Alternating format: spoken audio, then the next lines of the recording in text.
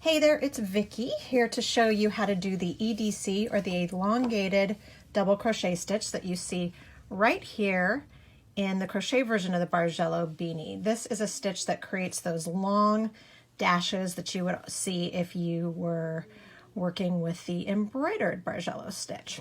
All right, so I have a little mini version here of the hat worked up. The setup rows below, as are called for in the pattern, call for you to have these chain spaces. So in the rows below, we chained one, skipped one. And that gives you these sort of open gaps. And this is where we're going to be working in for this particular stitch. So all we're doing is we're going to create a regular old double crochet stitch. If you're in North America, it would be trouble if you are outside. By yarning over. But instead of going into this chain space right here, or even into, one of the stitches, the proper stitches, we're going to go into the chain space 2 rounds below. So here's 1, here's 2. We're going to yarn over, pull the loop through. Now you want to make sure not to pull tight so you don't bunch. You want to bring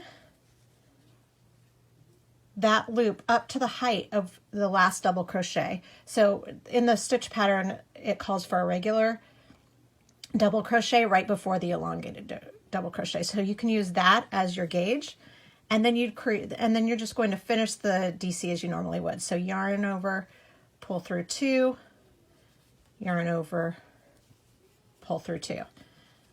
So what that does is that kind of brings up that gap and creates a larger hole and also a really long spike stitch. So since we're making this hat from the top down, those spikes will point upwards when we're done. So let me just show you one more time. I'm going to pull it out and do it one more time. So once again, we're working double crochet, which is yarning over. We're inserting in the hook into the chain space 2 rounds down, 1, 2. Yarn over, pull through, bringing up that loop up to the height of the double crochet before it, yarn over, pull through 2 loops, yarn over, pull through 2 loops. And that's all there is to it.